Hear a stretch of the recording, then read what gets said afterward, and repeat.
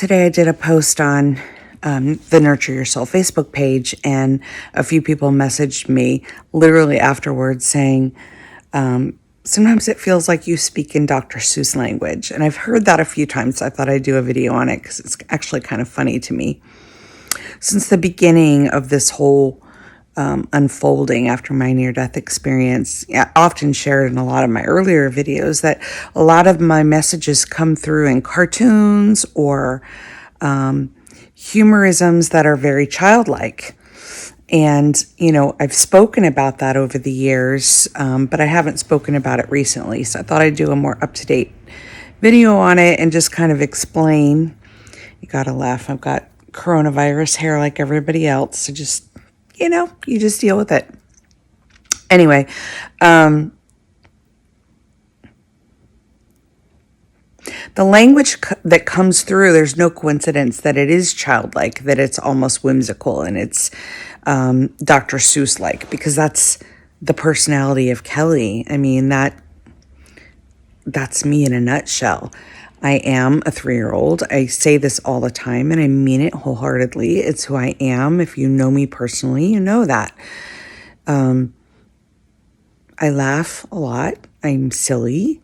I break out into dance and song and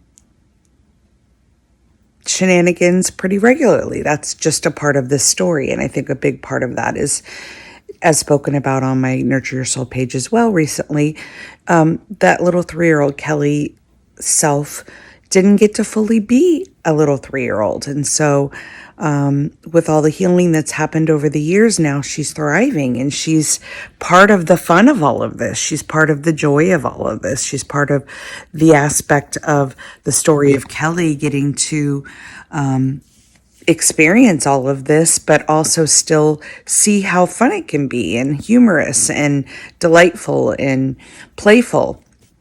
And at the same time, the complexity of this is that every single bit of language used to speak to this is a finger pointing to the moon. And so I think the playfulness in the language is really important because it symbolizes the fact that this is so simple. It is so subtle. And what complicates it or makes it more than that is the mind again.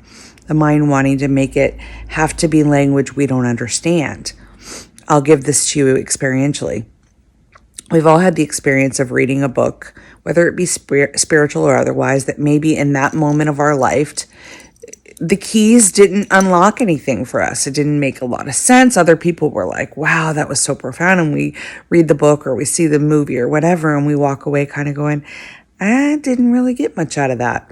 And then fast forward maybe 10 years later, the same book drops in your lap, or the same movie or the same discussion, and all of a sudden it seems to have all these keys unlocking things for us. And we're like, oh my gosh, I read this 10 years ago. It didn't make sense then. And now it all makes sense. It's clear.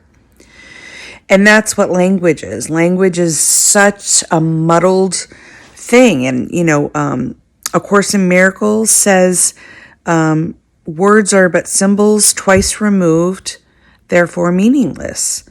And that's so true. Like anything spoken about here, just like in my near death, I tried to speak to what the colors were like, what the smells were like, what the experience was like, but nothing can recreate that. Only in this third dimensional illusion of self do we use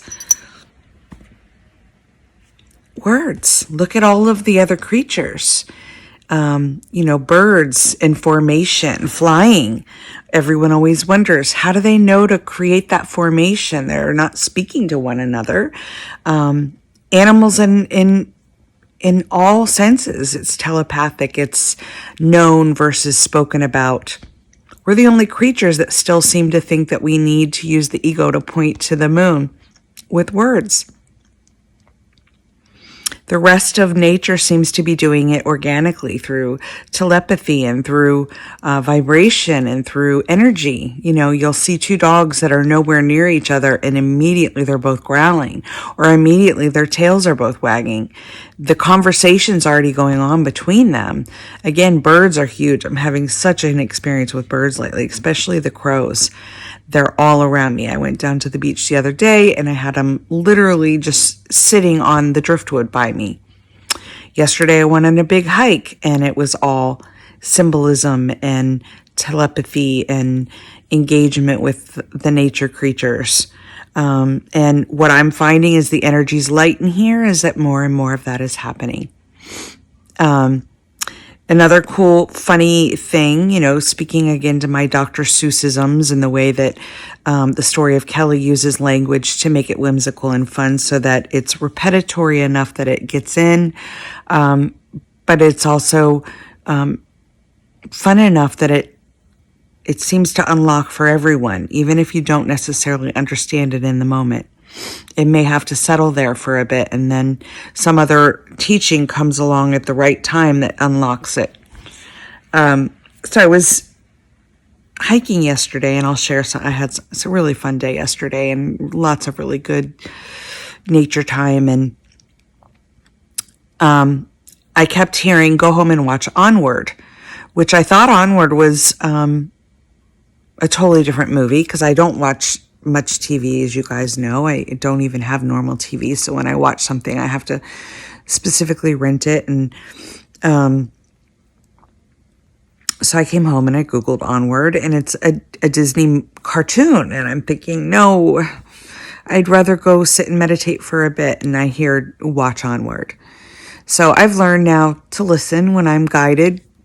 Sit down and watch Onward. So I sit down and go to rent it, and lo and behold, I see that this particular weekend I have the Disney section free for whatever reason. Of course, no coincidence.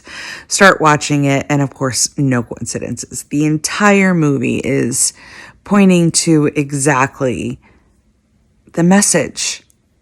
And I don't want to ruin it for you guys, so I will keep it simple. We think we've lost our magic. Those from the other side try to engage with us. The simplicity of this moment being just a dance. The keys to the castle are constantly falling before us. The map may just be scribbling on a napkin. And we think, well, that certainly isn't the way God would deliver the message to me. Oh, but yes, because God is all of this, and God, all of this has a sense of humor, that of a 3-year-old. I promise you, it will come in humor. It will come in ways that we don't expect. Cartoons, Dr. Seussisms, whatever it is. We think it needs to be this, magical, gold-rimmed, biblical version of a message. The message can be so simple. The sign can be neon. The music can have curse words. The provocation to get us to move can be dance. The dance song can be rap. It's the mind that puts all of the stories around how this message should arise. And that's what's so funny. It is so subtle. It is coming to us in all ways, always.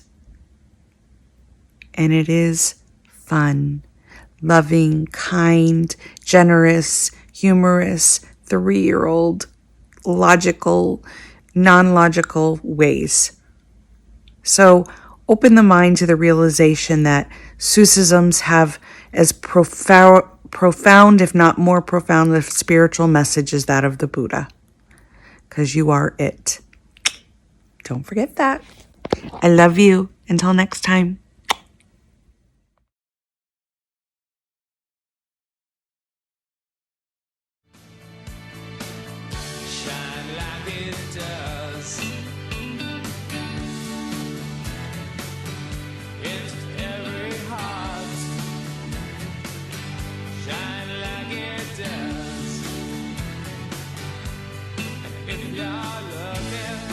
It is literally the most amazing hiking day. I wish you guys were here. It's so incredible.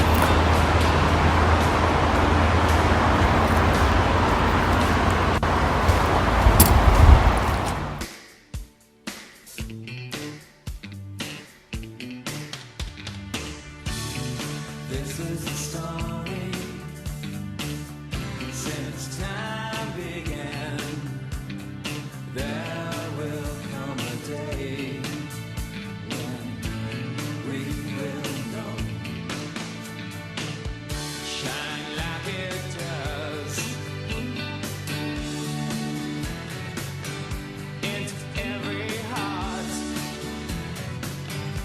shine like it does.